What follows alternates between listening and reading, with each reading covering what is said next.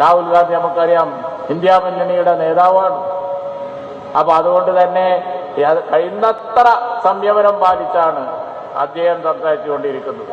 അതുകൊണ്ട് ഞങ്ങളെ കൊടിയും വടിയും മാത്രം നോക്കണ്ട, നിങ്ങളുടേതും സ്വതന്ത്രമായി ഈ രാജ്യത്ത് പിടിക്കാൻ നിങ്ങൾക്ക് കഴിയാത്ത സ്ഥിതിയുണ്ട്. ബംഗാളിൽ ചെന്നാൽ നമുക്കറിയാം കോൺഗ്രസിന്റെ സഹായം വേണം.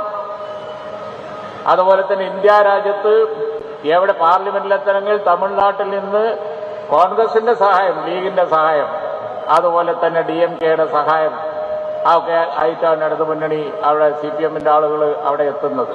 അപ്പൊ അതുകൊണ്ട് തന്നെ രാജ്യത്ത് BJPയെ തടയാൻ വേണ്ടി ഏറ്റവും അധികം ശ്രമിക്കുന്ന രാഹുൽ ഗാന്ധിയെ പോലുള്ള ഒരു നേതാവ് മത്സരിക്കുന്ന വയനാട് മണ്ഡലത്തിലൊക്കെ വേണ്ടിയിരുന്നത് ഇത് രാഹുൽ ഗാന്ധിന്റെ മണ്ഡലമാണ്, ഞങ്ങളുടെ മണ്ഡലം എന്നുള്ളതിൽ അവർ ഒഴിവാക്കി കൊടുക്കുകയായിരുന്നു വേണ്ടിയിരുന്നത്. അതല്ലാതെ അവിടെ വന്ന് കുറ്റവും കുറവും നോക്കലല്ല.